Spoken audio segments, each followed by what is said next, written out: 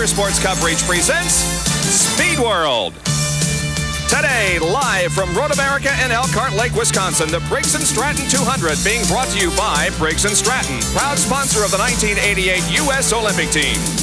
By Quaker State Motor Oil, the big Q stands for quality, always has, always will. By Dodge Cars and Trucks, when it's got to be right, it's got to be a Dodge. By Robert Bosch Corporation, makers of Bosch Platinum, the ultimate spark plug. And by Budweiser, proud sponsor of the 1988 U.S. Olympic team. This Bud's for you. We have just a gorgeous day in central Wisconsin as we welcome you to Road America and the 12th stop on the PPG IndyCar World Series for 1988. I'm Bob Jenkins, and welcome to what should be an interesting afternoon of racing. Not only the race on the track, but of course the race in the points battle. And with me in the booth this afternoon will be Johnny Rutherford. This should be a real knockdown, drag-out affair. Oh, you said it. I think this is the proverbial shootout at the Road America Corral, as it were, because we've got a situation here where we have three cars that are under a blanket for the points lead.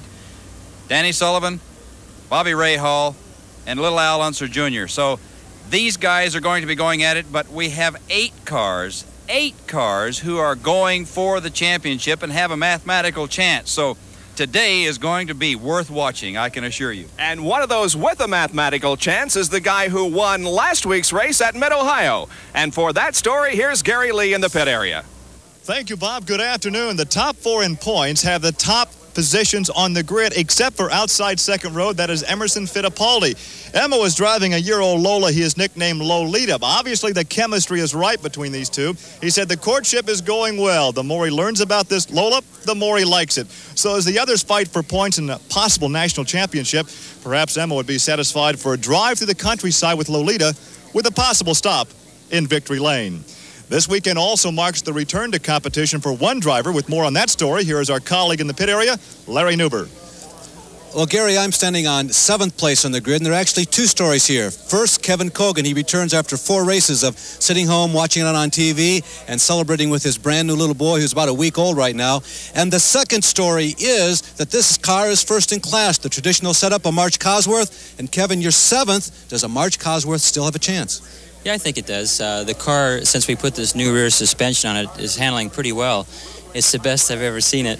And they're second in class, waving over there. And jealous Michael Andretti. Right. I'd like to say hi to Connor, too. And Kevin, how about your health? The arm is not completely healed. Can you go the distance without pain? Well, it's hard to say. I think I can. It feels pretty good. It starts to hurt after a while, but I think once you concentrate, it'll probably all go away. Well, Bob, ironically enough, this may well be Kevin's best chance for a strong finish in 1988. All right, thank you, Larry. Kevin's best finish of 1988 so far, a third at Long Beach. Road America, indeed a unique racetrack. It is in its 34th year of existence. And with a closer examination, here's our colleague in the booth, Johnny Rutherford. Let's go on a lap of Road America, 4-mile course, one of the longest in the country. Down the front straightaway, we'll look over the shoulder of Al Unser Jr. from his car camera, heading toward turn number 1, which is a tight right-hander, and it's very quick if your car is working properly. You go to the inside and then back to the outside and down the Goodyear straight, which has turn number 2, which is a very slight right-hander. Shifting gears, then you're back down into a lower gear from the inside of the track out to the edge. A lot of grass out there, so if you get off, you can slide for a long way. Under the bridge, leading to the infield, down the back straightaway. This is 2,400 feet long, and you go from sunshine to shade, and it gets a little bit dicey in there. Now, despite the fact they're on the brakes real hard here, we're going to see a lot of passing in quarter number 5, as we did yesterday in the Trans Am race. Off of turn 5, out to the bump strips. It's uphill here into a blind corner to the left. Around this left-hand turn, a short straightaway into one of the quick corners of the course. Flat out through and into Hurry Downs, it's called. A downhill straightaway heading for the carousel. A left-hander here coming up. Very quick through this corner. Hard acceleration across the bump strips using all of the racetrack into a constant radius right-hander, which is downhill. The car is hanging on for dear life here if it's working properly, and you can run very fast through there. Onto a short straightaway heading for one of the faster turns on the track. It's called the Kink, and it's very fast through there, flat out. A series of left-handers here, very slight, making it almost a straightaway, heading for Canada corner, which is a hard braking corner. Very quick through this turn. Cars can get in trouble here because it is somewhat narrow. Heading up toward the Billy Mitchell Bridge. Under the bridge, flat out, it's a little bit blind. You use all of the road there. A straightaway then heading for turn 14, which is the final turn, coming back out onto the front straightaway, heading toward the pit entrance and under the bridge. And the Indy cars will go 50 laps around Road America. And we'll be back with more right after this.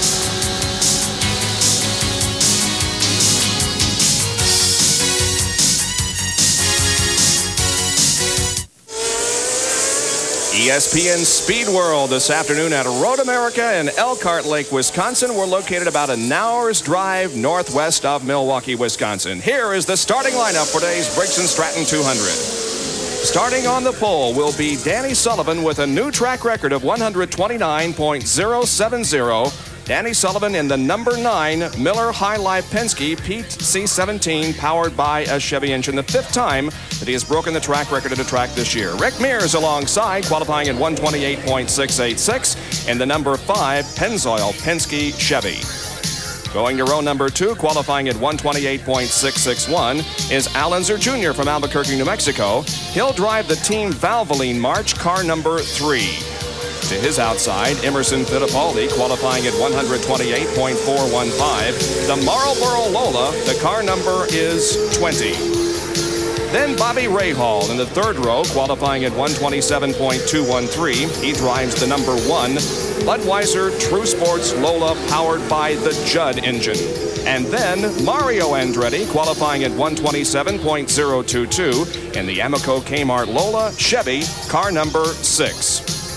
Starting in 7th position at 126.166 miles an hour is Kevin Cogan in the Schaefer Playboy Fashions March car number 11. And starting 8th will be Michael Andretti, who qualified at 125.290 in the number 18 Craco Lola. Then in row number 5, it's Didier Tays in car number 22 and Derek Daly in number 10. The 6th row consists of Raul Boisel in number 30 and Roberto Guerrero in car number 4. Then Teo Fabi in number 8 and Scott Atchison in 55, row number 7. The 8th row, John Jones in number 12 and Ari Leyendijk in car number 7. Tony Bettenhausen and Ludwig Heimrath Jr. in cars 16 and 71 are in row number 9. The 10th row, number 21, Howdy Holmes, and 56, Rocky Moran.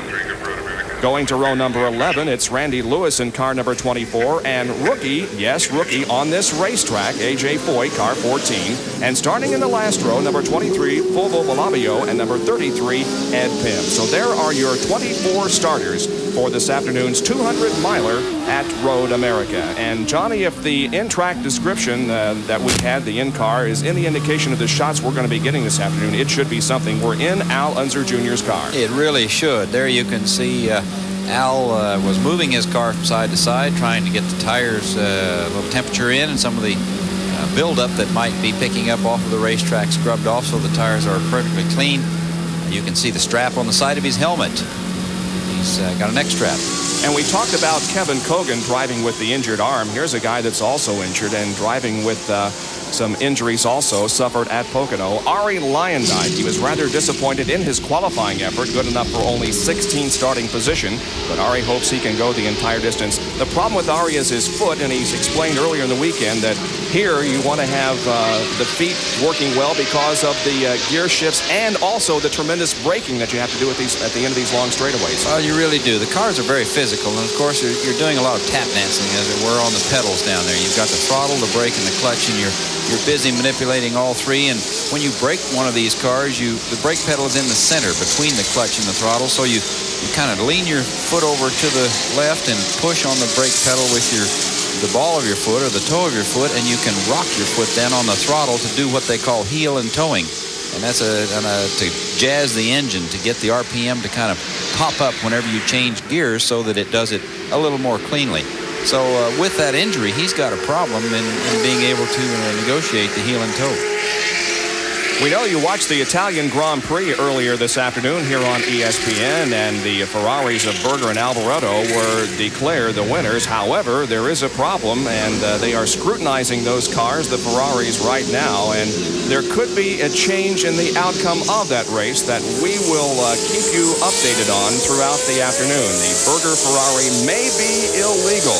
And so the engine may be 2 liters too big, and if that's the case, of course, he'll be disqualified, and we'll see what happens later in the afternoon, but we will keep you up to date. Should his car be disqualified, of course, the other Ferrari, Michele Alboreto, would be the winner. He finished second. Eddie Cheever finished third, and Derek Warwick fourth at the Italian Grand Prix this afternoon in Monza. Our focus of concentration for the next couple of hours, or 2.5 hours, IndyCar racing at Road America in Elkhart Lake, Wisconsin, as Danny Sullivan and Rick Mears are on the front row with Al Unser Jr. and Emerson Fittipaldi in row number 2. They come off of corner number 14. They'll go up a hill here and head for the start-finish line, and we'll be looking for the green from starter Nick Finaro. We could be green here in just a moment, and the Briggs Stratton 200 underway. Here they come in front of us, and indeed the green flag is out, and here we go.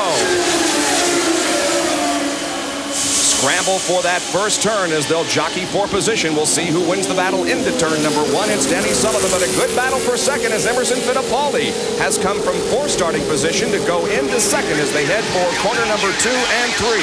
Fittipaldi running second. Al Unser Jr. has moved up to third. Danny Sullivan is the leader, and Rick Mears, his teammate, has dropped back to 4th after starting second. Now we go inside Al Unser Jr.'s car. And we have some cars off the track in turn number 3. We'll try to get an indication. There is one of them, the number 23 car of Fulvio Balabio from Monte Carlo. That's one of the Dick Simon entries. As you can see, he has slid off course, and the corner workers are trying to assist him and perhaps getting that car going again. Here's a replay. We get a chance. He's just all by himself there on the inside, and he slid off, spun the car to the left and got into the tire barrier.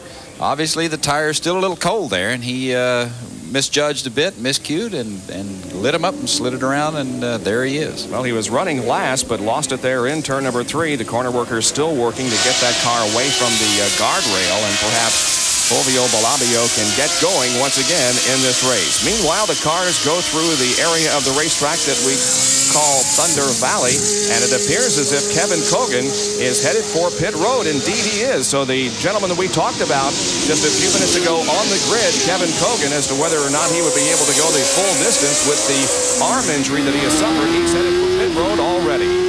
Back inside Al Unser Jr.'s car as he runs third in the first lap of this Briggs Stratton 200. The leader, Danny Sullivan, right ahead of Al Unser Jr. is Emerson Fittipaldi. Here they come around corner number 14 and head up the little hill that will complete lap number 1 of competition.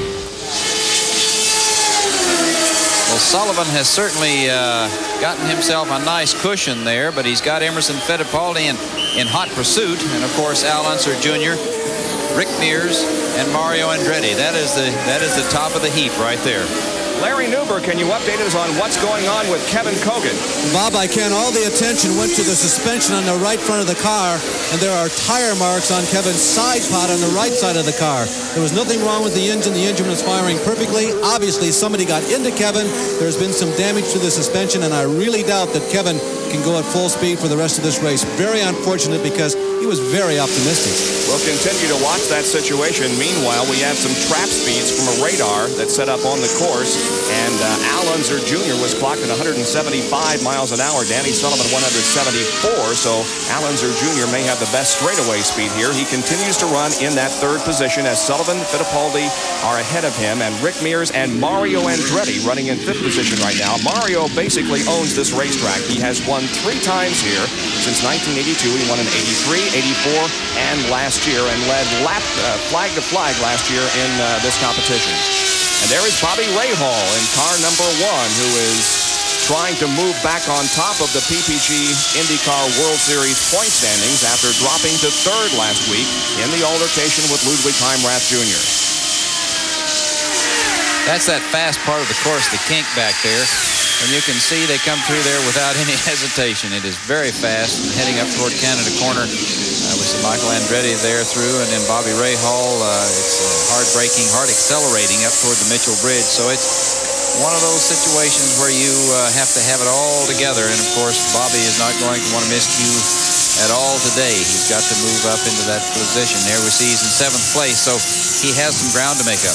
Indeed he does. Bobby Rahal started the race in 5th, so he has lost a couple of positions here in the first 2 laps.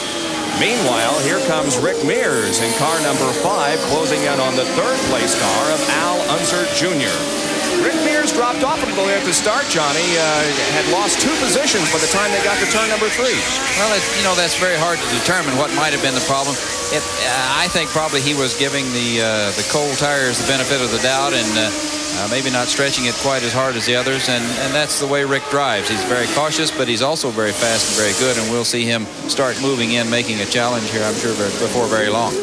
Back to Mario Andretti, meanwhile, who is now in that 5th position in the number 6 car, and right behind him is the 6th place car of Michael Andretti, so father and son right here. Mario, the defending champion of this race, in the number 6 car. You know, one thing we haven't talked about that we should mention here before we get into the race too much further is fuel at this race. Now, we have seen some surprise winners in the past, among them Jacques Villeneuve in 1985 and Hector Rabaki in 1982, because the front runners ran out of fuel. Have you heard in your conversations with the drivers this weekend, John, if there might be a fuel problem here at this racetrack? No, and normally you would. You know, that something like that is, everybody discusses it and it gets out, and so I have not. I actually heard anybody talking about fuel problems or anybody saying, boy, I don't know, it's a little close. So it'll be interesting to see if maybe they were hiding those messages from us, and we'll find out as it goes on. An update on 2 cars. Balabio was able to continue from his spin on the first lap. However, Kevin Cogan has shut down his car in the pits as they continue to work on that machine. We'll be back with more live coverage from Road America in a moment.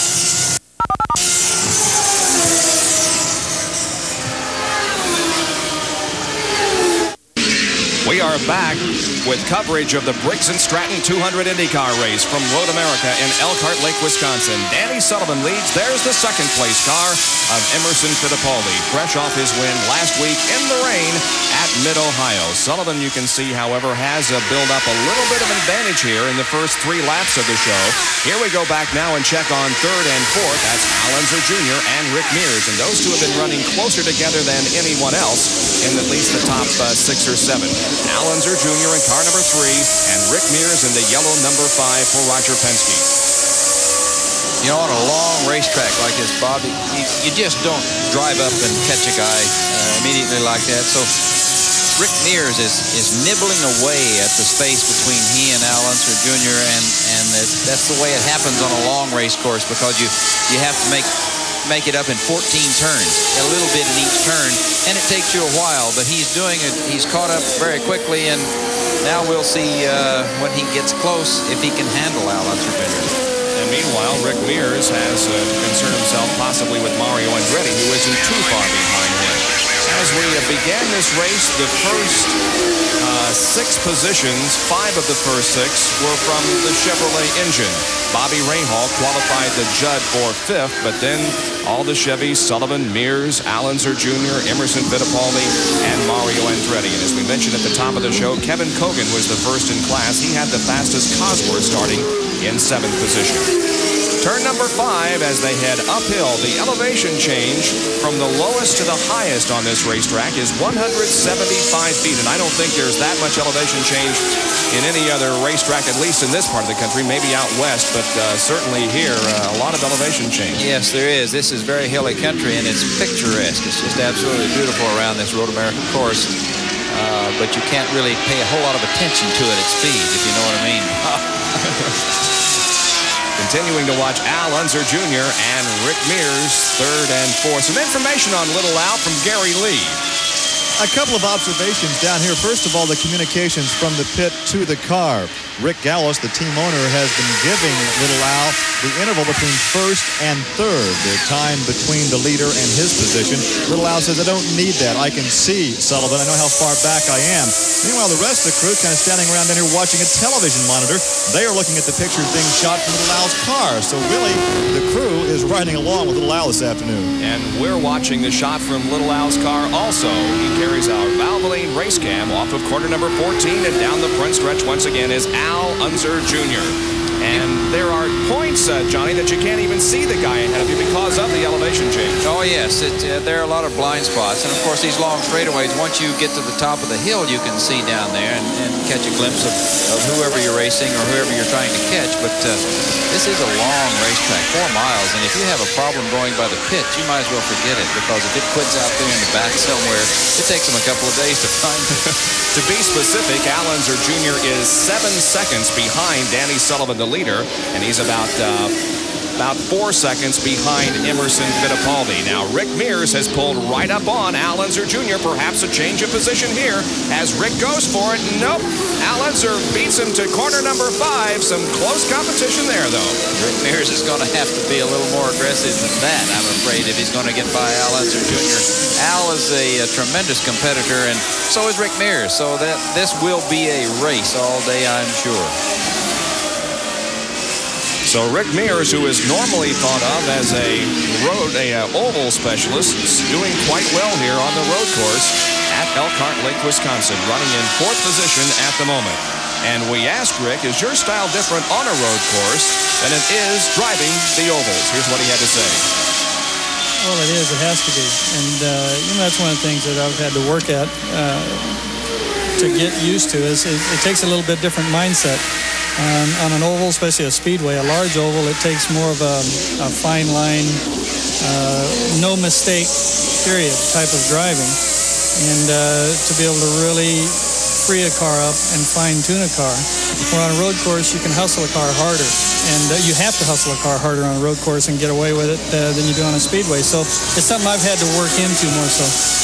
Rick Mears, one of those certainly in contention for the PPG Cup. An update on Kevin Cogan. The tie rod has been replaced. He was in the pits for a little over 4 minutes, and apparently the tie rod was broken on that car because of some contact with Derek Daly in the opening laps. The leader of the Briggs Stratton 200 here at Road America is Danny Sullivan. He has led all the way so far, and we have completed 6 laps of the 50 that will complete this race. We're live, and we'll be back with more of our coverage on this Sunday afternoon after these messages.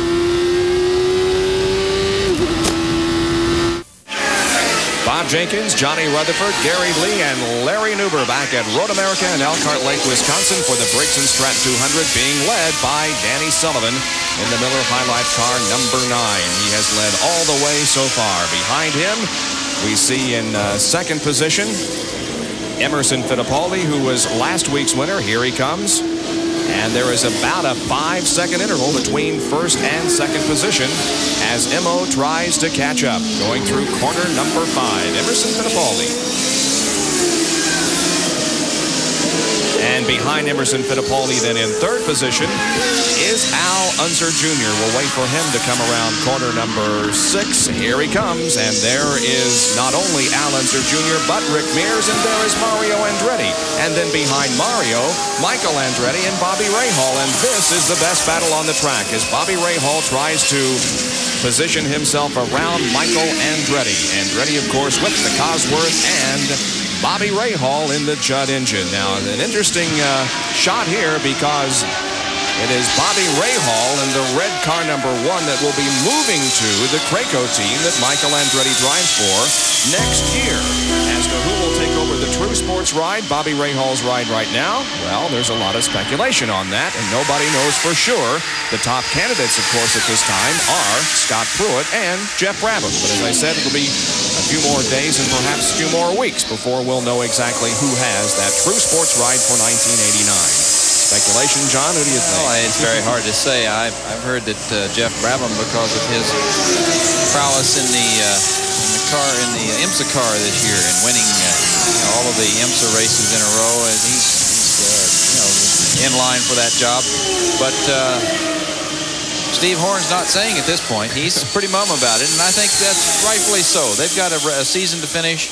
Rahall's doing a tremendous job fighting for the point. Here he goes trying to make a pass, but he didn't have the momentum to try to carry by. He was going to try to pick up a little slingshot there, and it just really is tough. Yeah, I think he's pushing and seeing how far he can go.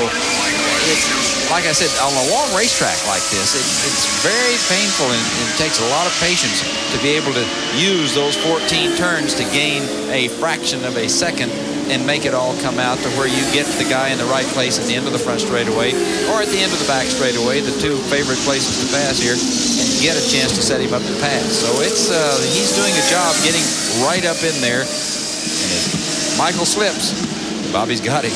He is all over Michael Andretti at the moment as they move through corner number 6. Of course, the other driver that is mentioned as the True Sports competitor next year, Scott Pruitt, was very impressive yesterday as he led and won the Trans Am race that we'll have for you on ESPN at a later date. Scott Pruitt, the winner of that event yesterday here at Road America.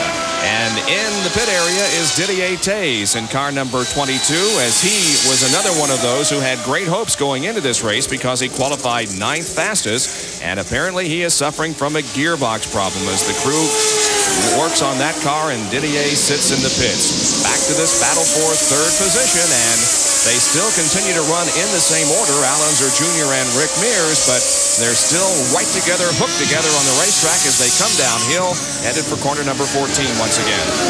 I'd say that's an even matchup right there. You've got two Chevrolet cars, and one is able to gain a little bit, and then the other one is able to pull away some. So that's pretty close.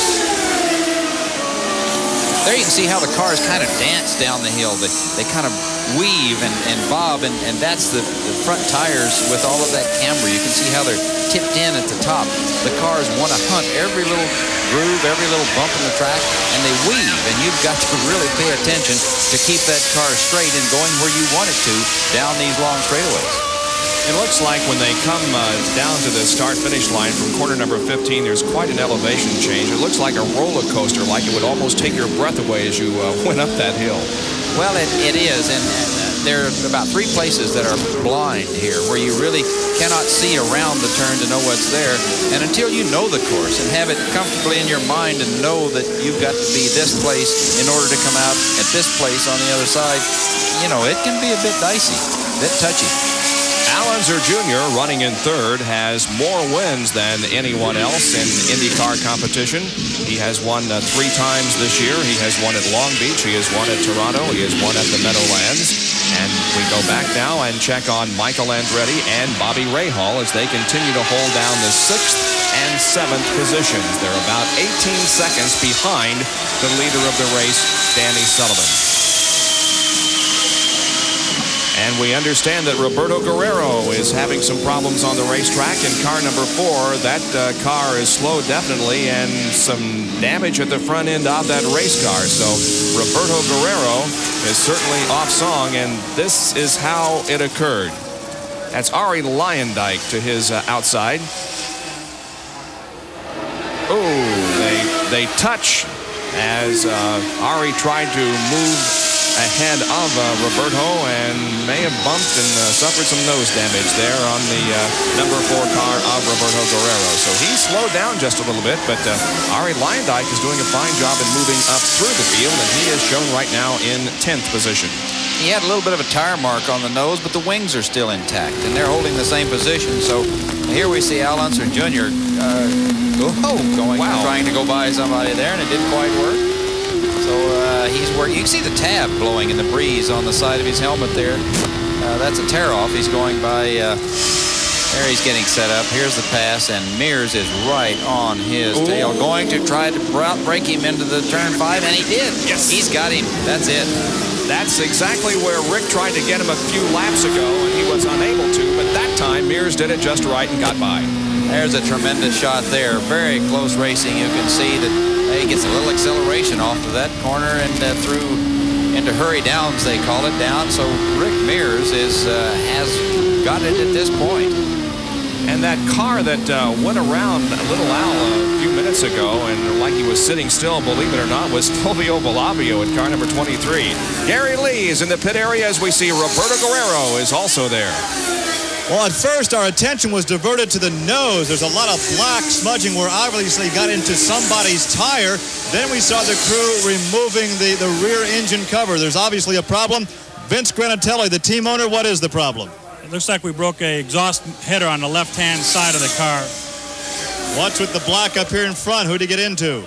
I didn't get any report on it. I don't know. Obviously, our concern right now is with the motor, and we broke a header. And then, obviously, with the header broken, we can't get any boost, so that's it for us for the day, unfortunately, for the STP car. Contact being with Lion Dyke, a very frustrating day for Roberto Guerrero.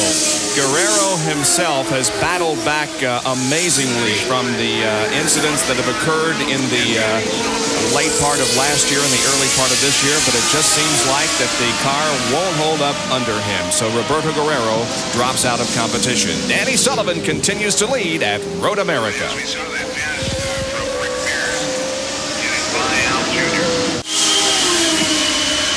IndyCar racing this afternoon live here on ESPN from Road America in Elkhart Lake, Wisconsin. We're watching Michael Andretti and Bobby Rahal battling for the 6th position. Roberto Guerrero has dropped out of the race. Here's Gary Lee. Roberto, what's the old saying? If it weren't for bad luck, you'd have no luck at all. Another frustrating day this. Yeah, it just seems this year nothing is going right for us, but you know, the whole STP crew did a good job. You know, we tried very hard, and we were trying to conserve fuel. I think everybody's going to have a little bit of a fuel problem, at least the Cosworths anyway. And it was, you know, it wasn't feeling too bad. We were just taking it easy, and then we broke the exhaust system. Let's talk about that contact out there. Well, I mean, Ari Lyondike came by and passed me, and he just went to his line too quickly. He just, you know, with his right wheel, he took my front wing. So it was, you know, I was just staying there, and he came past me, and he just closed in too soon. Speaking of passing, there's more passing going on the racetrack, Bob. Yes, there is, Gary, as Bobby Rahal has moved around Michael Andretti and goes into 6th position. We'll replay it and show you how it occurred. Coming down the long front straightaway, heading toward turn number 1, Bobby had the opportunity to get up beside him, took over that position, moved in front of him, holds the line, and makes the pass on Michael Andretti. So from what Roberto Guerrero told us, there may be a fuel problem here that we will keep an eye on as the race progresses. We're 12 laps into this event, and we should perhaps expect some pit stops around lap number 20, at least by lap number 20. Yeah, I don't know how many of the Chevrolets are using the fuel management system, but some of them do, some of them don't. And this situation where, you know, we'll have to watch that and see. Watching Ari Lyondike as he has now moved into 8th position, passing Raul Boisel. So that sore foot is not bothering Ari at all, it seems, as he is moving up through the traffic. He started this race in 16th position. As I said, he is now up to 8th. He's doing a marvelous job, and like I say, that foot's obviously not bothering him. He's running extremely quick, and he made a pass on Raul and just like he's driving on away. I guess that the mind does take over when you're in a race, and you really, I guess, maybe don't even feel the pain when things are going well for you. Sometimes, if you're able to get out there, I think, and race and do the thing, whether you have a bad foot or a bad hand or something like that, you're right. If you concentrate so intensely on what you're doing in the job that you don't even notice the pain or notice the problem. And let's talk about another emotion that we saw on Roberto Guerrero's face, frustration. The thing just not happening this year as he would want it to do. You've been in that situation, haven't you? Yes, and it's exasperating, and there's really nothing you can do about it. It seems like once it starts, you just, you know, there's a situation where you can't do anything about it. It's got momentum going downhill, and all you can wait to do is wait till it gets to the bottom of the hill and stops, and then you can pick up the pieces and start all over again. On the top of the mountain right now, so to speak, is Danny Sullivan in the number 9 Miller High Life car as he leads the Briggs Stratton 200 with about a 7-second advantage now on Emerson Fittipaldi. Rick Mears is third, about 12.25 seconds behind. 13 laps have been completed here, and boy, it's been a Danny Sullivan race so far. We'll continue our live coverage after these messages.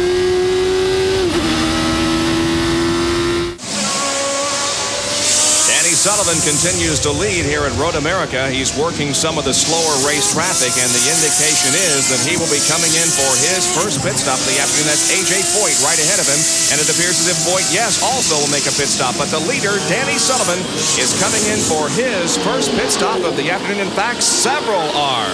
As Foyt is slowing down, it appears. Danny Sullivan, now Foyt peels off and goes to his pit, and here comes Danny Sullivan. Let's go to Larry Newber for a call of this stop. Here comes a very anxious Danny, and of course the other problem here at Road America, as little Al Unser also pits, is you're coming uphill when you come into the pit area. So when someone slows you down, you really lose a lot of extra time. Now, it was a 4-tire change on Danny. They filled the tanks with the 40 gallons of methanol alcohol. Danny Sullivan is out. Little Al Unser is exiting. All the leaders seem to be coming in and getting out without any incident.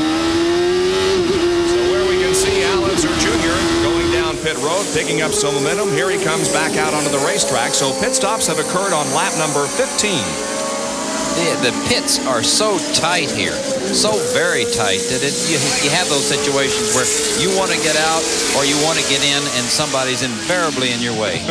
And it just, I mean, that's just the way it is. So Emerson Fittipaldi now takes over the lead. As the Danny Sullivan stop has been completed, Emerson Fittipaldi will be needing a fuel stop before too long, and so we'll watch for that. But at the moment, Emerson Fittipaldi leads this race. He should be coming in, we understand, this coming lap. And when he does commit, Larry Newber will be right there to describe it for us. He's down through Thunder Valley now, once again, with trees on both sides of the racetrack, headed for Canada Corner, corner number 12 out of 14 on this course. Negotiating it nicely, swinging the car out to the left side of the racetrack, and now going under the Billy Mitchell Bridge. And now he's setting up for corner number 14. If he is going to come into the pits, we'll get an indication here in just a second as he'll drop the car to the inside. And yes, indeed, he is. Going into the pits comes Emerson Fittipaldi. Will throw it to Larry Newber as Emo's on his way, Larry. Well, here comes the winner from Mid-Ohio of last week. Of course, Emo really likes these, what he calls legitimate road courses. He comes to a stop a little more casual than what Danny Sullivan. Emma was a little more on top of the situation, but Danny had that extra emotion coming down pit road, of course, trying to follow AJ.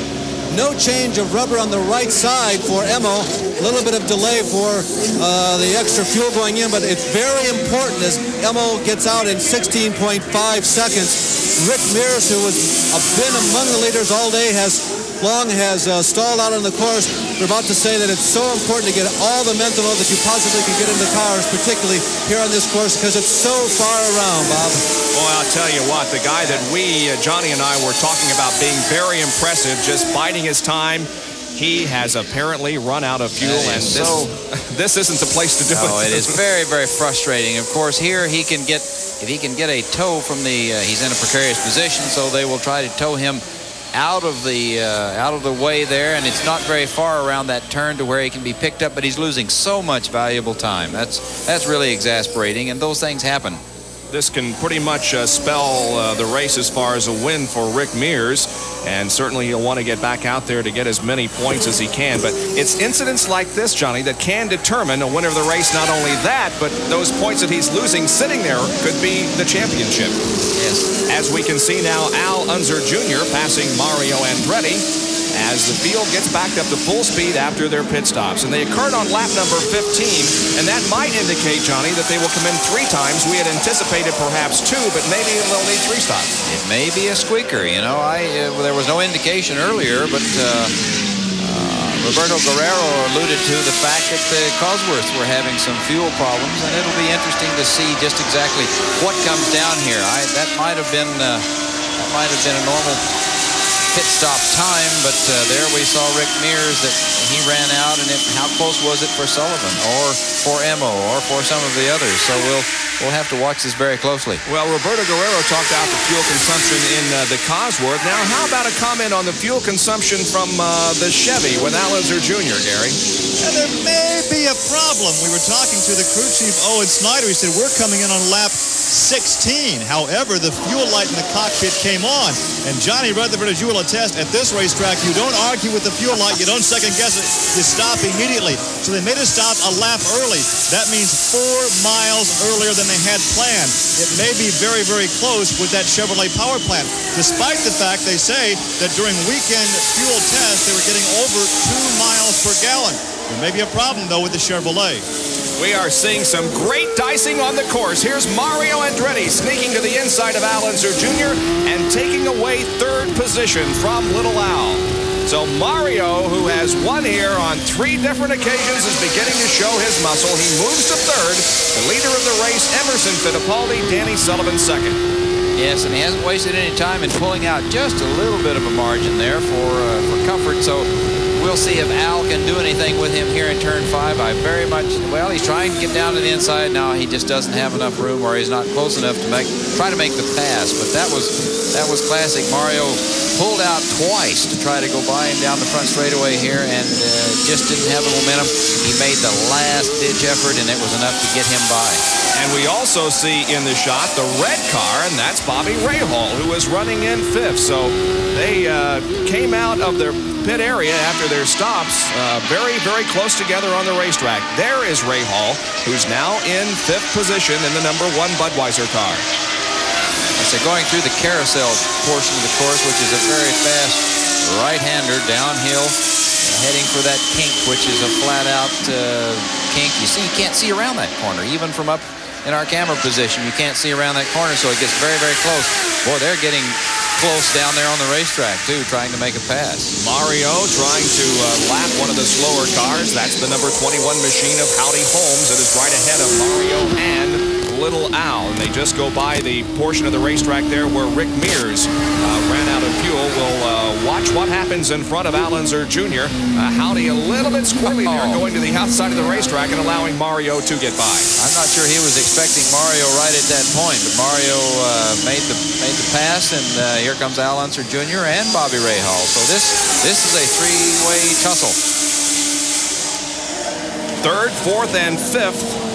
Mario, Little Al, and Bobby Rahal are hooked up in a terrific duel. Well, how about fuel consumption with the Judd engine on this kind of track? Bobby Rahal. I don't think we have a fuel consumption advantage over the Chevrolets. I thought, yes, last year the Judd did, but this year things have changed, and obviously Chevrolet's fuel management system is much better. Judd's is very good. So whatever advantage there may have been, I think is gone. It's hard for everybody to make fuel on this course, and it's that simple. Well, Bobby Rahal is knocking on the back wing of Al Unser Jr. here as he tries to take over the 5th spot. We will update you on the Rick Mears situation. He did indeed run out of fuel and is coming through the cutoff area that connects turns 5 and 14, as there is Emerson Fittipaldi and Danny Sullivan, and this is a battle for the lead indeed. Rick Mears can re-enter the pits that way, but they will not score the lap. Now, Danny Sullivan hooked right on the back wing of Emerson Fittipaldi. Let's see if Danny can take over the lead from Emo here. Not this time, as they go through Canada Corner once again, and now begin to head downhill. That was a classic block by Emerson Fittipaldi. He was in the middle of the track, and there was nowhere for Sullivan to go by on either side. So this is a situation where we're going to see some heads-up driving. Well, Larry Newber, you've been down in the pit area and asking various teams, how about this fuel consumption? Could it be a problem? Bob, it's very interesting. Yes, it could be a problem. You know, it's funny. Every year we come here, few people really talk publicly about fuel until the race, and it seems like it's always a major factor. First of all, comment from Chuck Sprague. I said, hey, Chuck, you guys came in. It seemed like it was a lap early. He said, yeah, it was a very conservative move. I said, why so conservative? He said, coming in a lap early is better than where's Rick sitting right now. The point is well made. So then I asked Roger Penske, I said, Roger, who made that call for Rick to stay out that 1 or 1.5 extra laps after you saw Danny came in? You know, Roger's usually the master strategist. He looked me right in the eye and kind of shrugged his shoulder, looked very stern and said, my call. Well, it has to come from someone, and so therefore someone has to take the blame. We're at Road America in Elkhart Lake, Wisconsin, and the leader is Emerson Fittipaldi. We'll be right back.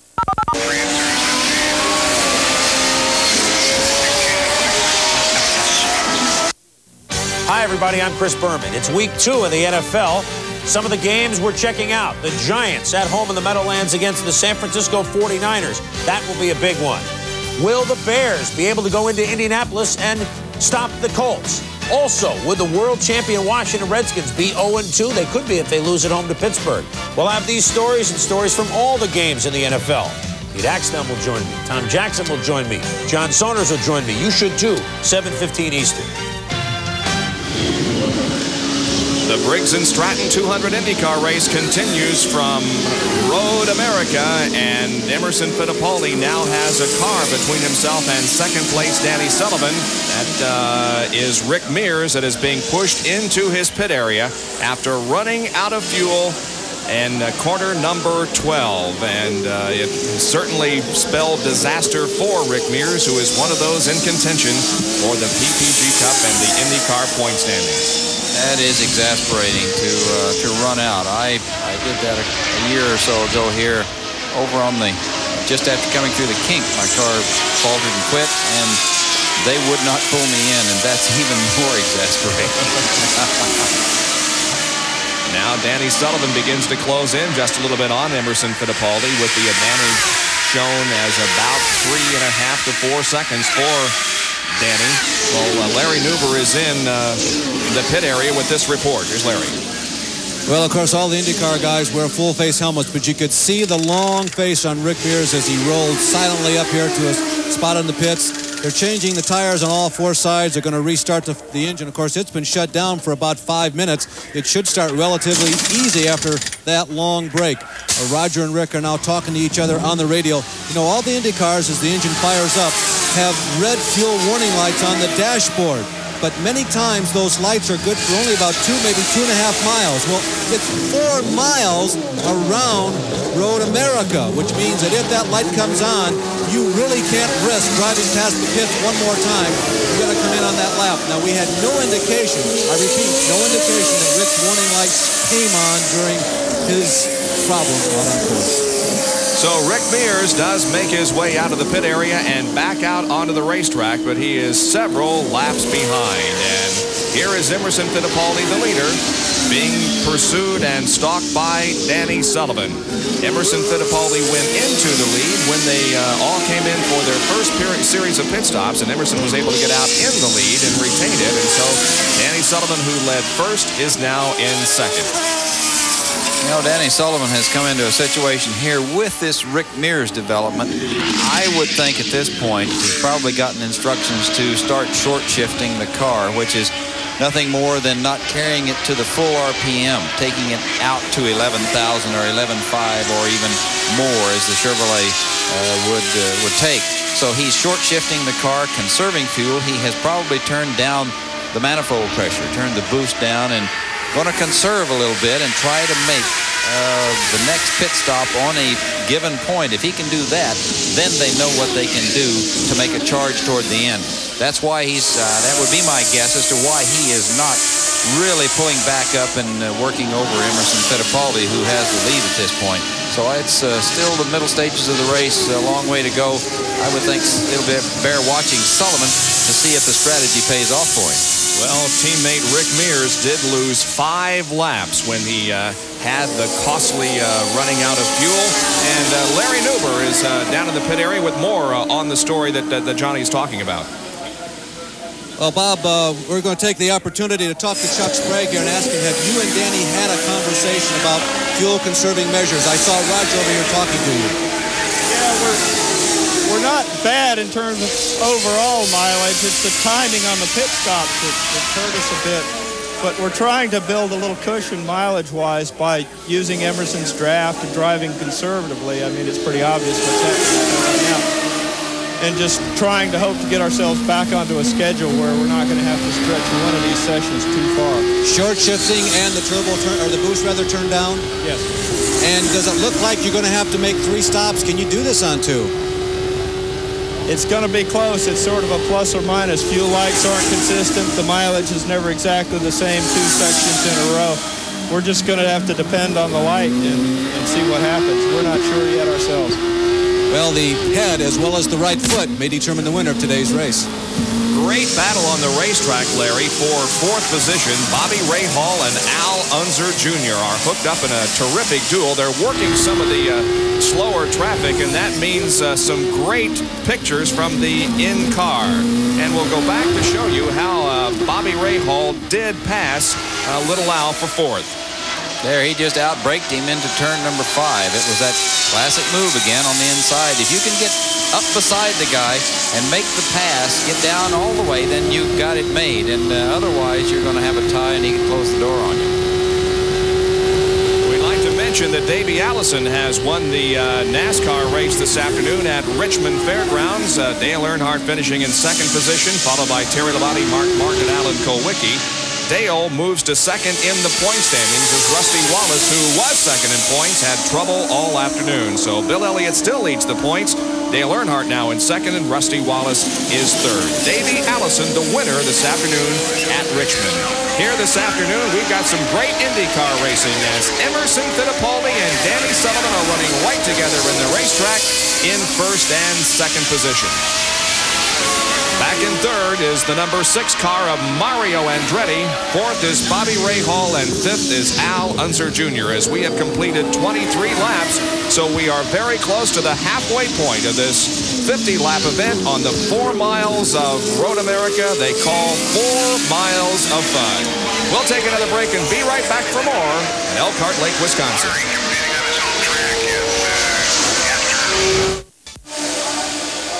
Back at Road America in Elkhart Lake, Wisconsin for IndyCar racing on this Sunday afternoon as Emerson Fittipaldi in the red and white car number 20 Marlboro sponsorship leaves the Miller High Life car driven by Danny Sullivan, car number 9. But that's how close they are. We've had a cars go off course. That is Ludwig Heimrath Jr. This wasn't a spin or a contact with the tire barrier. He just pulled the car off course when a lot of smoke was seen coming from the engine compartment. So Ludwig Heimrath Jr. appears to be out of competition. Looks like he might have had a turbo seal go out on him and dump a lot of oil into that turbocharger, which makes him smoke like that. And another driver that has pulled off course and is being towed back to the pit area is Arie Luyendyk. So we saw Arie moving up steadily in the first half of the race, but now he is off course and is being towed back to the pit area. And here now is a 3-car battle for third position. Mario Andretti at number 6, Bobby Rahal at number 1, and the in-car camera with Al Unser Jr. Now this is going to be another gunfight. We can see they've caught up to Mario, so obviously he's having some problems of some type, maybe some handling. It's hard to say. This big old racetrack, your car can change on you so many times during the course of the event. You have to work the roll bars and change things to make the car feel like it's doing the job that you want it to do for you. And it can be exasperating sometimes when you run out of adjustment. You understand the problem with Arie Luyendyk is an ignition problem. Now, of the top 5 at this moment, 4 of them are Chevys, and then Bobby Rahal with the Judd engine. The Chevy apparently will be made available to one more team in 1989. As to who that team will be, well, again, there's a lot of speculation. A.J. Foyt is certainly a contender because not only of his race driving ability, but because he owns a huge Chevrolet dealership. And another one in contention is the Craco team, and that's the one, of course, that Bobby Rahal will be driving for in 1989. Arie Luyendyk, as we indicated, with an ignition problem. They're pulling the car into the pit area. Gary Lee is right there. Well, apparently there was also a problem with the radio communications. We were talking to car owner Dick Simon. He said, I'm trying to talk to Arie to find out what the problem is. I don't know. He is not responding. So you say it is the electrics of this car. And that is so unfortunate because they were getting excellent fuel mileage. They had planned on cranking up the mixture just a bit, richening up the fuel mixture because they could get more horsepower that way. They were getting good fuel mileage. Now, as far as driving injured, we have documented the fact that he's driving with a special brace on the ankle. He said his feet are killing him, but he's staying out. Now, during the weekend, he told us, as long as I'm racing, I'm not thinking about the pain. But right now, he has a chance, while parked in the pit area, to think about the pain. So the spark box is being changed, a very costly pit stop for Arie Luyendyk. Seeing some great racing here, 3rd, 4th, and 5th. It's Mario Andretti, Bobby Rahal, and Al Unser Jr. Now, these guys are about 17 seconds behind the first two, namely Emerson Fittipaldi and Danny Sullivan. So this is a race on their own for that second spot.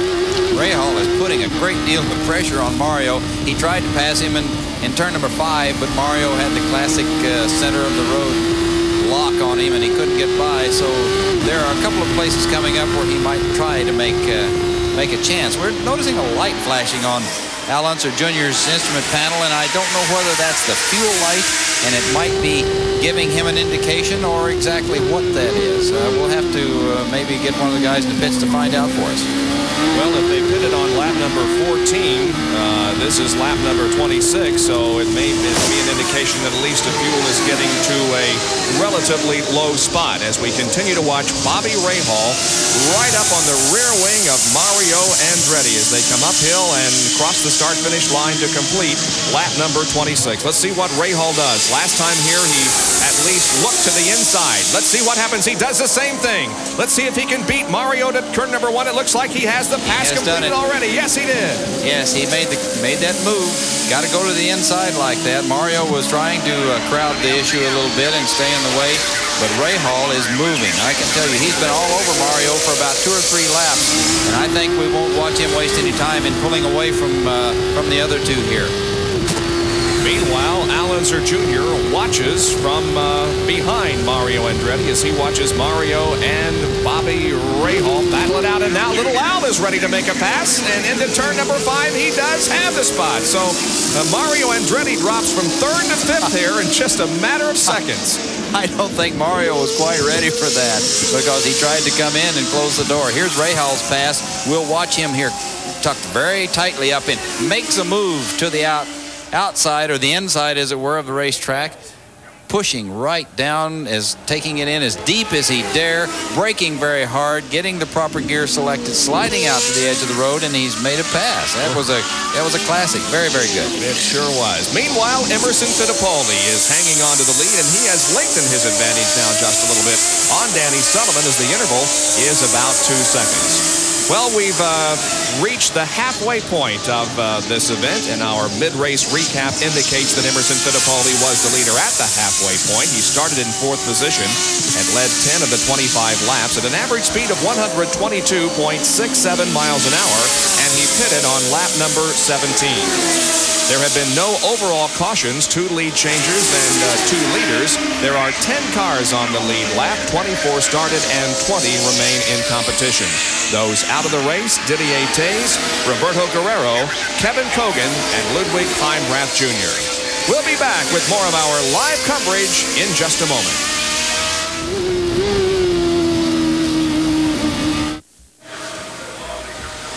Welcome back to IndyCar racing as Emerson Fittipaldi leads Danny Sullivan at a little past the halfway point of this 200-mile event at Road America in Elkhart Lake, Wisconsin. There are the first two, Emerson Fittipaldi and Danny Sullivan, separated by the slower car of Randy Lewis.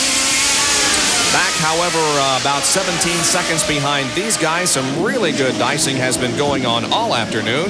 Al Unser Jr. among those involved in the battle. As you can see, it's opened up just a little bit as little Al is in that 4th position. That red light that's flashing on and off in the cockpit. Gary Lee, what is that?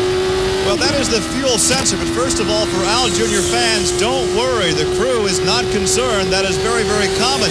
There is a sensor in there. Well, the sensor light is actually activated by the fuel sloshing back and forth on a rough racetrack or through the turns. They say when the light goes on and stays on, there will be about 2 gallons left, enough to come around and make the stop on that lap. They plan to nurse at least 4 more laps before the stop, but everything apparently is copacetic in car number 3. You can see how when he brakes very hard, watch coming up on this turn here, he brakes, the light comes on and stays on. That's because he's sloshing all of the fuel to the front of the tank and it's going away from that sensor. There you see it's covering up the sensor. The light comes on only when you put it in a G-force situation around that hard turn. Here, when he gets on the straightaway and it settles down, there he's got a solid light. But now you'll see it blinking and starting to go out. When he gets on a straight where it settles down, the light will go out. And when he comes on solid, you better be headed for the pits. Well, let's ride with Al Unser Jr. here for a while and not only watch, but listen to the sound of the car.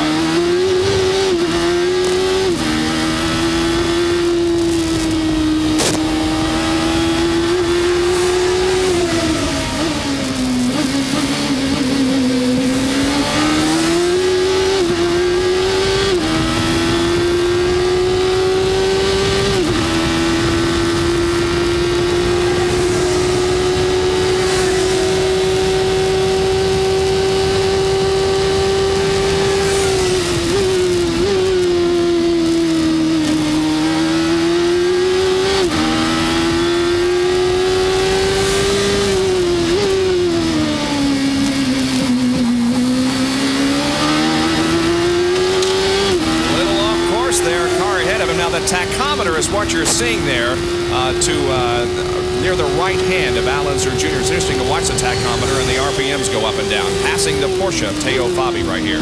Yes, Teo was off course a little bit. Hard braking into that turn number 5. We'll just hush and let you watch. There is the leader once again, Emerson Fittipaldi and Danny Sullivan, and we've got to start thinking at this point about the second round of pit stops. We understand that Danny Sullivan may be coming in a couple of more laps, and Emerson Fittipaldi also has to be thinking about stop 2. Danny has caught up a little bit, so maybe Emerson's starting to think about that conservatism. He's going to want to conserve a little fuel himself, and they probably told him, take it easy. You've got the lead. Sullivan's not going to press. So this is going to be interesting to watch. And again, there is about a 14-second separation between these two guys. And Bobby Rahal is third, Al Unser Jr. and Mario Andretti. So here they come through corner number 14 once again. And I don't think we're going to see a pit stop on this lap. Nope, both of them stay to the outside of the track. And so lap number 30 is in the books. Well, obviously, Sullivan hasn't had a fuel light or any indication to him that might be time for him to start really seriously considering a stop. But then sometimes those things don't work, so it's exasperating. Yeah, I would think that you really have to think about whether or not you're getting an absolutely accurate reading from those lights. Maybe that was the reason that Rick Mears had the problem. The light wasn't working properly for him. But in any case, Rick did run out of fuel and lost 5 laps, but teammate Danny Sullivan and Emerson Fittipaldi are right together in the battle for that top spot. They move through turn number 5 and now begin the climb uphill under the Nissan Bridge, with Fittipaldi still holding just a very slight advantage on Danny Sullivan. Danny's not pushing it real hard, but this, like I say, they've got to be thinking about the duration, the length of the race, and the fuel saving, short shifting, and turning the boost down. So here's 2 cars that are very equally matched going for it, and we'll watch for pit stops to see who gets in and what happens. I would think they would probably both stop at the same time. That's very possible that it could come this lap, we understand, as the pit crews are readying for the second pit stop of the afternoon. You know, all of the Chevy cars had won until last week. Emerson Fittipaldi, the last of the Chevy-powered cars to visit victory lane in 1988. So it seems that his wins come in 2s. He's done that a couple of times in his IndyCar career, and so we may be seeing Emerson Fittipaldi in a very good position to win the second consecutive race here in 1988. Let's see if they make a pit stop. And neither one of them do. It looked like Emma maybe tried to fake out something. I think Emerson was playing a little game with Danny there. He made like he was going to see if Danny was going to commit himself. So that was kind of fun to watch. And little Al Unser, meanwhile, is coming in for a pit stop. Gary Lee will report. Well, Bob, get out your pocket calculator, because the strategy was to go on 2 stops today. It will not work for Al Unser Jr. this afternoon. There is major concern right now in the Valvoline crew that they're not going to have enough fuel to go the distance. So they're topping off the 40 gallons of methanol. He is underway, spins the tires out, leaves the marks. A good quick stop, but it could be a fruitless effort because it may take 3 stops to go the distance. 15-second pit stop for Al Unser Jr. as he moves back out onto the racetrack. And boy, Johnny, the head games that have to be going on here. Do you go for it, or do you just really lay back and conserve your fuel? Well, that's the game. That's what you've got to determine. And it is exasperating, because if you go for it and you lose, then the egg's all over your face. And if you don't go for it and you could have and you lose, then you've got the other side of the coin. So it's still whoever gets the luckiest, I guess. And the old saying is, I'd rather be lucky than good any day. Well, that's certainly plays a big part in auto racing.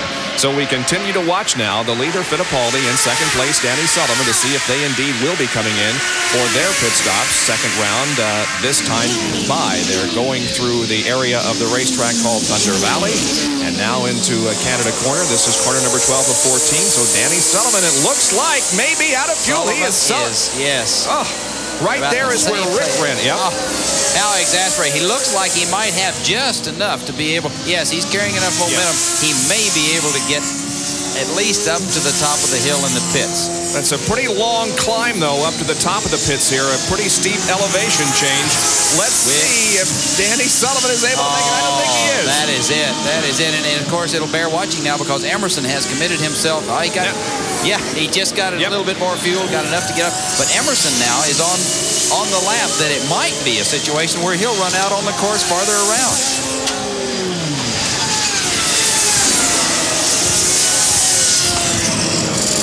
Well, Danny Sullivan came in and the engine was running, so he got just enough fuel to get the engine fired again. He comes to a stop. It's a routine pit stop for everything except the fuel situation. Now the car is stalled. They have to restart it. So in the process of refilling the tank, the engine did die out. As you know, Johnny, it's difficult to get these things fired up. It has something to do with the fuel evaporating that's in the lines, and it's real difficult to get them going once it's warm. The car has not refired yet. Now there it goes. Finally, it kicks out. Backfires 30.1 seconds for Danny Sullivan. A very devastating pit stop, and they were trying to conduct, remember, a conservative strategy, but still they lost 30 seconds to the pits and probably another minute coasting in. Very good point, Larry. It took Sullivan exactly twice as long for his pit stop as it did Al Unser Jr., but you also got to remember that it took a long time for Danny to get into the pit area, so he suffered greatly on that incident. Here is Emerson Fittipaldi, who is getting great gas mileage, it would appear, or fuel mileage, I should say, as he now may be thinking about coming in this time, but he's still up to full speed there. Yes, his car is not faltered. He is running very hard, still on the course. I would bet you that he's coming in this time. He almost has to. If he doesn't, they're going to check his fuel tank size. I would almost bet on it. Off of corner number 14, this is where he'll move into the pits. Yes, indeed. Emerson Fittipaldi heads up to pit road, and Larry Newber once again will be there to describe all the action of Emo's second pit stop. Well, Bob, the key is lap number 34. Here comes Emerson Fittipaldi again. He comes in not casually, but very carefully, much more carefully than anybody else is pitting. He is really hitting the marks using a conservative approach. Bobby Rahal has come into the pits just to the right of Emerson Fittipaldi. You can see Emerson Fittipaldi and Bobby Rahal as the crew service them. Derek Daly is leaving the pits. Mario Andretti comes into the pits as Emerson Fittipaldi leaves. Emerson was in 19.3 seconds. And again, let me make the point. The real key here is lap 33 as you look at Bobby Rahal and Mario Andretti. If a car has pitted on lap 33 and has shown the ability in the first two stops to go 16 or 17 laps as Mario Andretti completes his service, then they can go the distance. If the car has gone no longer than 16 laps and they pitted before lap 34, they got to stop again. That's the key. Boy, we are set up for what could be a very interesting afternoon. Very interesting. That's get down to the end here. We could have somebody that's been tootling around all day win this thing. If somebody runs out of fuel, this makes it very exciting. It looks like that Al Unser Jr. may be playing it most conservative here among those that appear to be able to win, but we're quite a ways away from the end of this race and a lot of questions to be answered, and we'll be right back to Road America.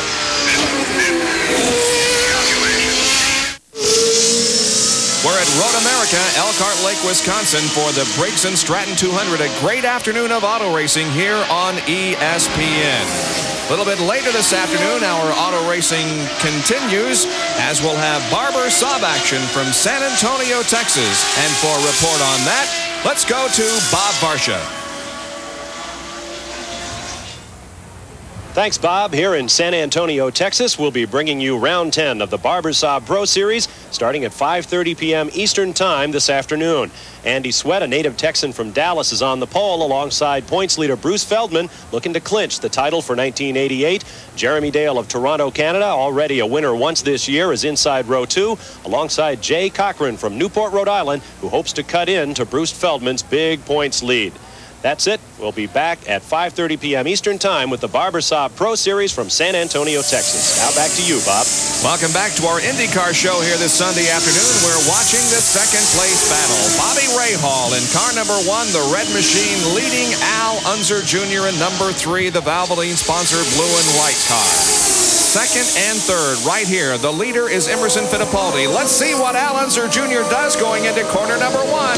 Rahal kind of went to the inside and maybe told Al that he really didn't want him to take away that spot. Yeah, that was another classic. I'm going to get in your way, and we'll see if you can get by. And Al Jr., though, I think has a little more muscle and proved it right there.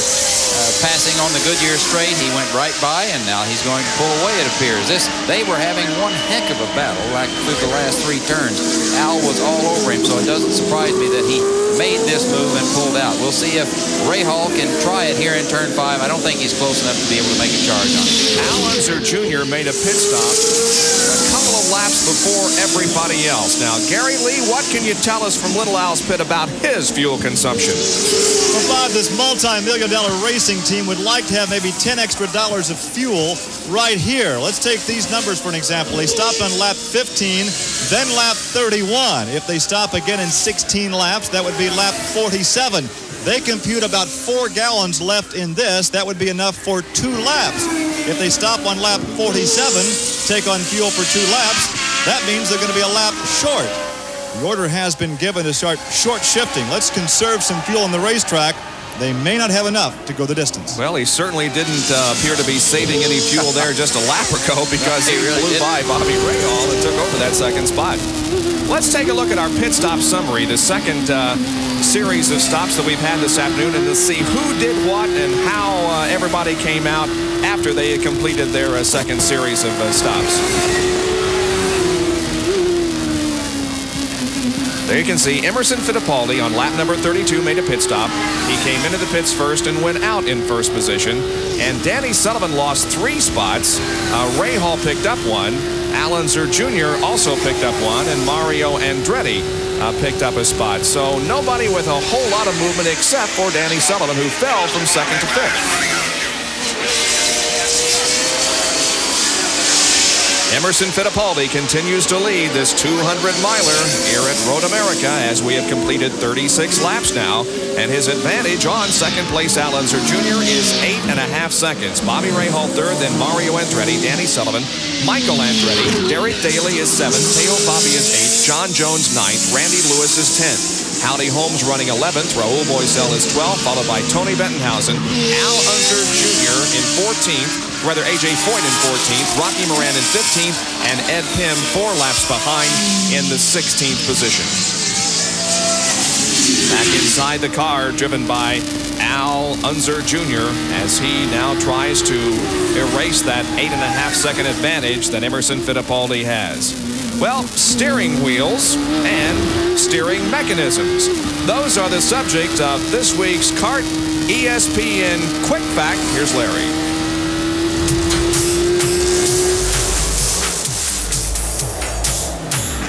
Quick Facts are brought to you by Quaker State Motor Oil. The big Q stands for quality. Always has, always will.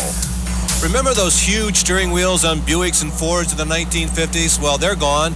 Used to be the same situation in Indianapolis cars, but no longer. The wheels are much smaller.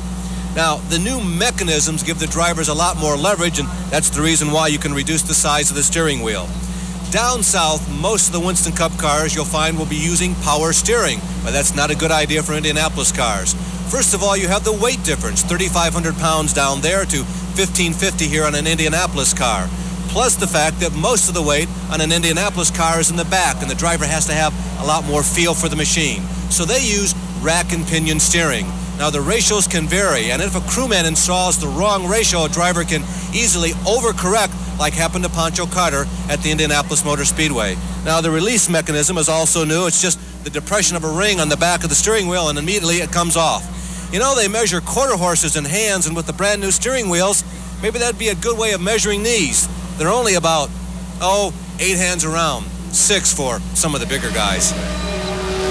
That's pretty clever there. The size of the steering wheel has gone down, considerably smaller, but with the rack and pinion steering and the way they are, you don't add, plus the size of the cockpit, you don't have a whole lot of room for anything any bigger than that.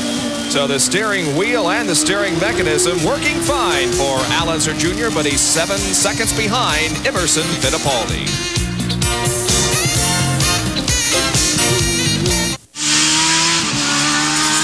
38 laps completed out of 50 in the Briggs Stratton 200 IndyCar race, and Emerson Fittipaldi leads Al Unser Jr., Bobby Rahal, Mario Andretti, and Danny Sullivan. There are Emerson's finishes here at Road America. 5th. He won 2 years ago and was 18th last year. You know, he's been doing it in twos, it seems like. So he won last week at Ohio, and of course he's leading right now. So we may see another double up. I think you also have to consider him perhaps Hart's mutter, because 2 years ago he won in a terrific rainstorm here at Elkhart Lake, and of course last weekend in the rain at Mid-Ohio. Yes, and that takes a special talent. He and Mario, probably because of their Formula One backgrounds and the racing they do in Europe and around the world and in wet weather, probably are the premier mudders, as you say.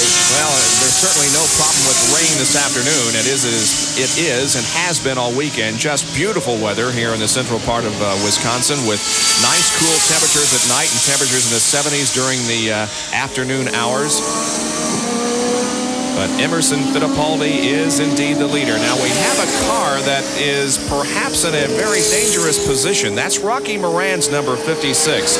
It is off course, but by the way, it was caused by a gearbox problem for Moran. You can see the yellow being displayed in that particular portion of the racetrack, corner number 1, but I guess it's not in such a position that it's going to require an overall full course yellow.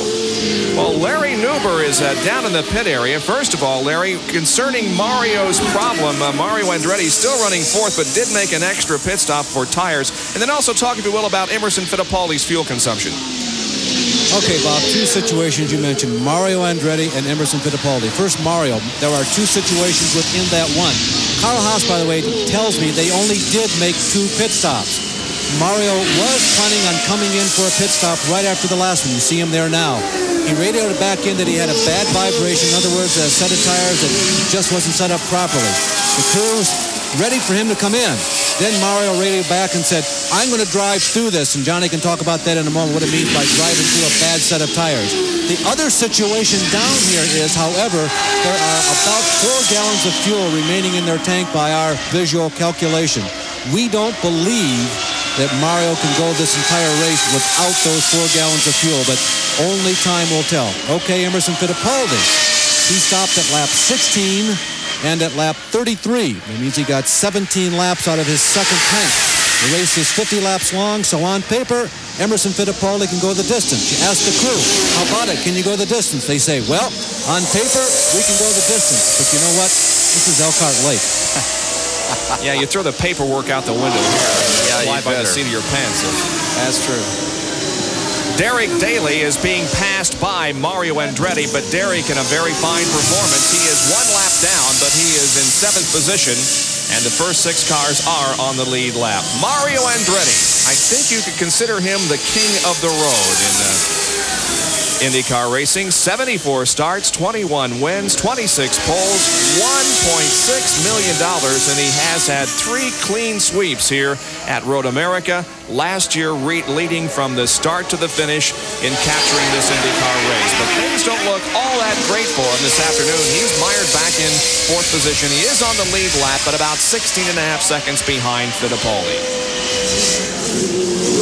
Mario has, I can remember that race that you were speaking of, and he was phenomenal. There was just no one that could even come close, and I think he won the thing by 2 laps or something like that. So it's very incredible. Emerson Fittipaldi leading, heading for the carousel.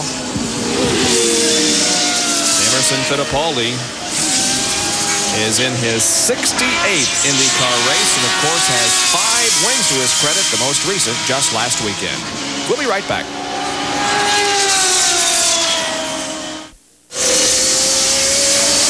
Bob Jenkins, Johnny Rutherford, Larry Nuber, and Gary Lee back at Road America in Elkhart Lake, Wisconsin. We are 9 laps from the finish of this race. 41 have been completed, and the leader is this man, Emerson Fittipaldi. And John, as we follow him around, we see several cars off the racetrack. Now, here's one, John Jones. I believe that's in corner number 14, but there are several that are off the course as we go around it. Yes, that's not particularly a precarious position, but it's it's one that you would want to be somewhere else, obviously. And then, of course, Rocky Moran is parked down in turn 1. And up in Canada corner, we have the number 30 car of Raul Boesel that is parked right against the inside rail. They're trying to work it behind the rail or out of the way there, but that still could be a precarious position if you had somebody racing in there and they lost it. Well, should CART determine that any car is in a real dangerous position, we would, of course, throw an overall full-course yellow as Emerson Fittipaldi comes through Canada corner by Raul Boesel's car. But so far, no overall yellows, and the racing continues. But boy, Emerson Fittipaldi has things pretty much in hand right now with about a 5-second lead on Al Unser Jr. But of course, we'll mention again that fuel consumption could definitely be a problem here in these closing stages. It really could. Get down to those last few laps. We want to really pay close attention because we'll see in some of those right and left-handers if they stumble and stutter. And if they do, then they've got a real problem because it's a long way around this place. Fittipaldi still on the gas. He is not showing any form of conservatism out there. Can't really tell at this point, Bob, whether he is short shifting and conserving or exactly what he might be doing. He did say to us earlier that he is, with his going the extra couple of laps, that he could do it. And Danny Sullivan's in. 5th place car of Danny Sullivan comes in for a stop. The Roger Penske crew goes to work on it. This is his 3rd stop of the afternoon. Larry Nuber is right there. Bob, what they're putting in was the remaining fuel. They were only in for like 3-4 seconds, about 3.5 seconds by our calculations down here, and it was for nothing more than fuel. They were not able to get all the fuel they had left in their tank into the fuel cell in the car during their last stop. Now remember, the drivers are only given a certain amount of fuel for this race. It's not a matter of, well, you can put in as much as you want. You are limited to the amount of total fuel that you have for the race.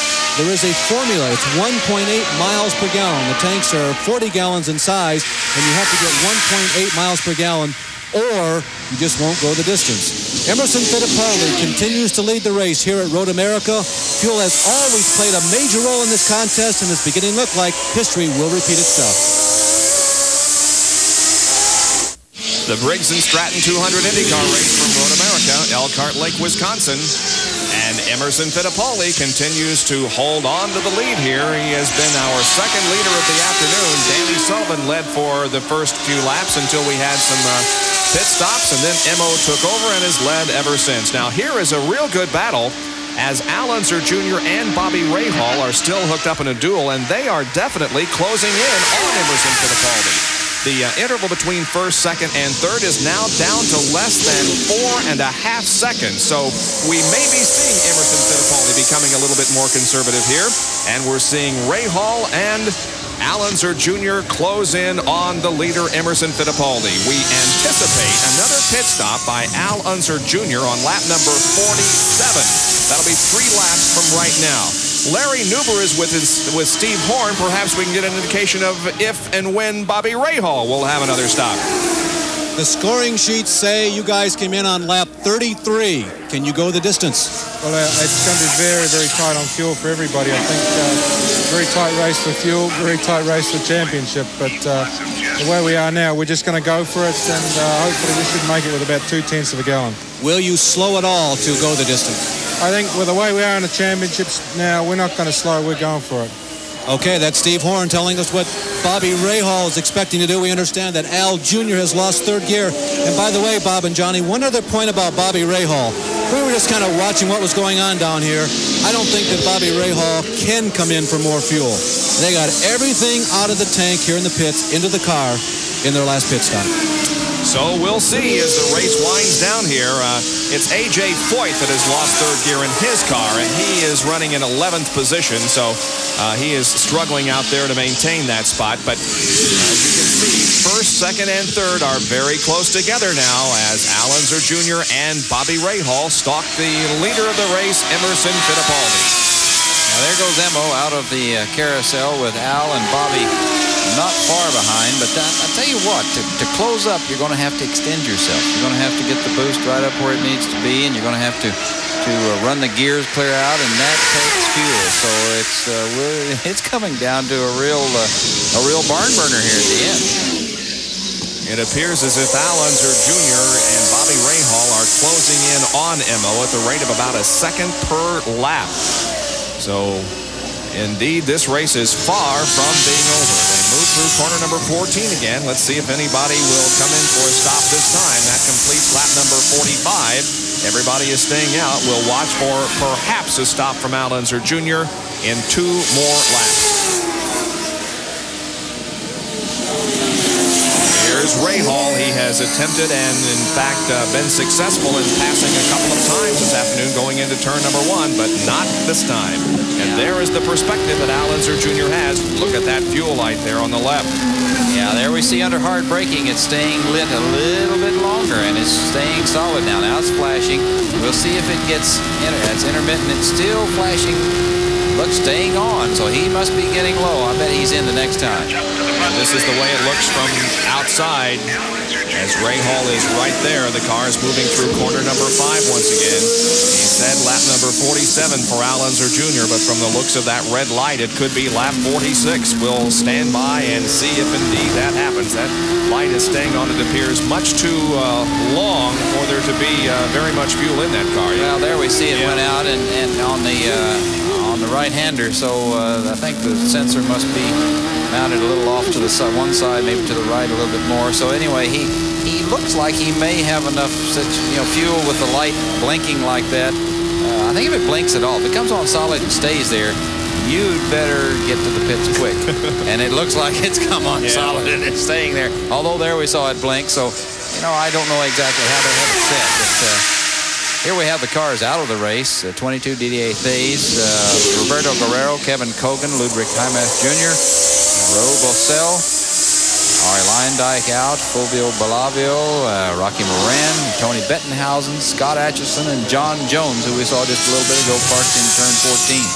So attrition has been definitely a problem. Let's see if Al Unser Jr. comes in for a stop. Yes, he is, as we thought he might.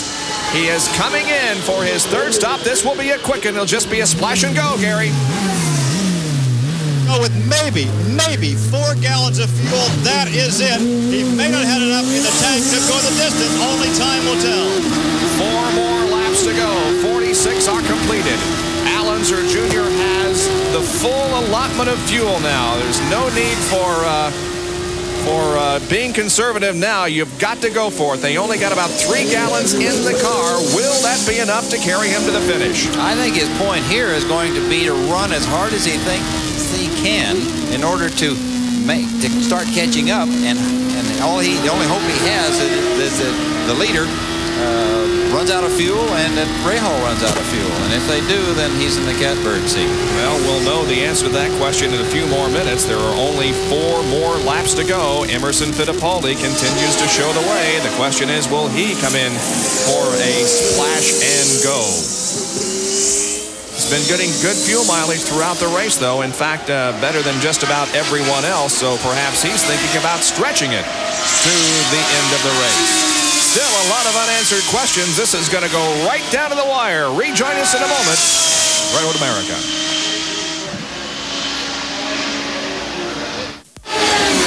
ESPN Speed World and Road America for IndyCar racing. We're in the closing stages of this race with Emerson Fittipaldi showing about a 4-second advantage on Bobby Rahal. And in the next few moments, we'll be announcing the Goodyear Eagle Driver of the Race Award. And Goodyear will be giving $1,000 to Kara, the Championship Auto Racing Auxiliary, in that driver's name. We'll have the announcement for you in just a few moments. The question is, can Emerson Fittipaldi go the distance without a fuel stop? Now, he has maintained that 4-second advantage over Bobby Rahal for the last few laps. He may be conserving, but so is Bobby Rahal. Larry, what can you tell us from Emo's pit? Well, Bob, I can tell you that by our closest calculation visually, that Emerson Fittipaldi has about 2 gallons of fuel left in the tank down here. That is not enough to go 1 lap around the 4 miles of this racetrack. Now, the question becomes, well, is Emmo getting off the throttle? Is he slowing down a little bit from his pace that he could run just to finish this race? I am standing among a lot of people, and some of the people are from the other teams. I really can't tell you that, but go ahead and draw your own conclusions. I don't think a pit stop will do him any good. He's got a little bit of an advantage. What would you do if you were in the cockpit right now? Well, with 2 laps to go, I think you got to go for it. Alonso Jr.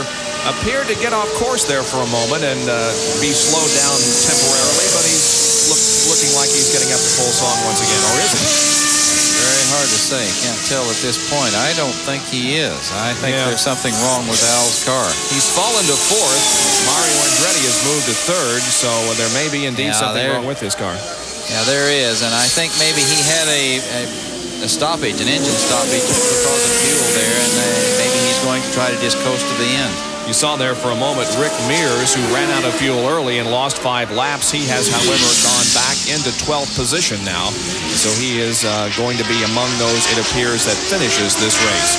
Here comes Emerson Fittipaldi, and the next time by, he will be receiving the white flag. And Alonso Jr. is indeed with a serious problem.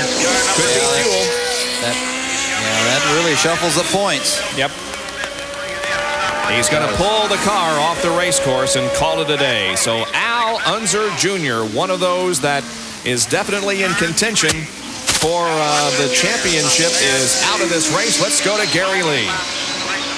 Rick Gallis, the team owner, I was told the splash and go was not that. You got no fuel in the car, correct? I don't know about that. We got some in there, but I don't know what happened. I know we're out of fuel right now. That's all I know for sure. The car is on the racetrack, out of fuel. They're not sure if they got all the fuel out of the tank, but certainly not enough to go the distance. White flag is out for Emerson Fittipaldi. Okay, it's opinion time, Johnny. Is this fair that they don't give these cars enough fuel, all they need to complete a race? Well, you want a celebration shot? What? That's very hard at this point to, it's very hard to tell, because my feeling about the thing is we have rules to run by, and it's the same for everybody. Right, yeah. But then again, you get situations like this to where, because they don't have enough fuel to finish the race on, so on and so forth. So it becomes a real argument, a real battle as to which way it should be done. Probably we should have enough fuel to run the race. Emerson Fittipaldi goes through corner number 5 for the last time, but in his rearview mirror, he sees Bobby Rahal, who is only just about 2.5 or 3 seconds behind. The last lap, this is going to determine who's going to win this race. That's how close Bobby Rahal is.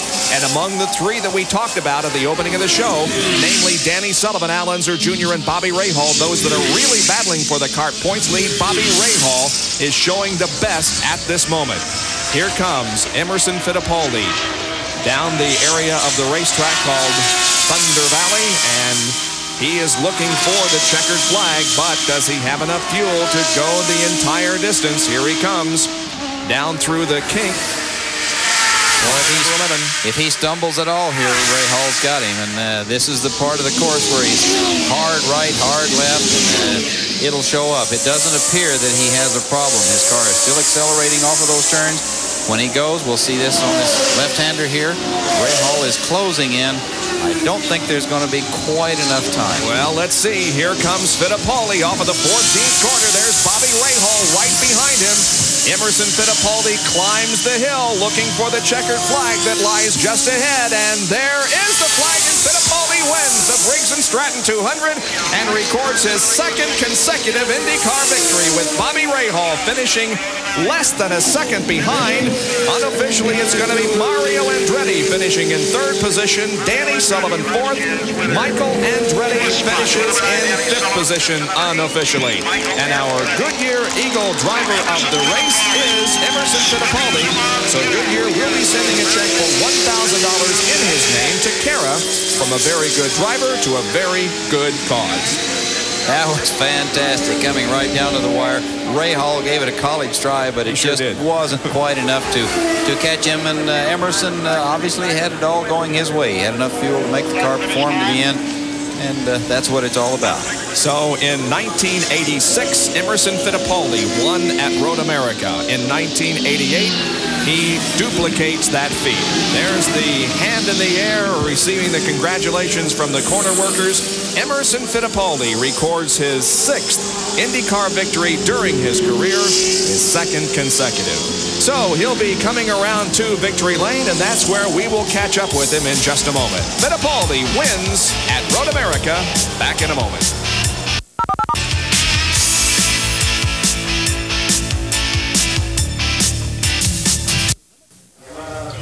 Here are the top 10 finishers in the Briggs Stratton 200 IndyCar race. Emerson Fittipaldi wins by less than a second over Bobby Rahal. Mario Andretti was 3rd, Danny Sullivan 4th, and Michael Andretti was in 5th. Finishing a lap down in 6th position was Derek Daly. Al Unser Jr. ran out of fuel in the closing laps and dropped to 7th. The Porsche of Teo Fabi finishes 8th. A.J. Foyt finishes in 9th position, and Howdy Holmes is in 10th. So the victory celebration is beginning down in Victory Lane as Emerson Fittipaldi has, or is just about to arrive at that location. He's already out of the car, as you can see, and the car is being backed into Victory Lane, which is right across from our broadcast position. Now, Emerson Fittipaldi is still in the car. That's one of his crew members on this side of it. But as we indicated, the wins seem to come in twos for Emo, and he has done it again. He did a marvelous job today. The team, I think it was a team effort, and Emo did the job on the track. The team had everything going for him in the pits.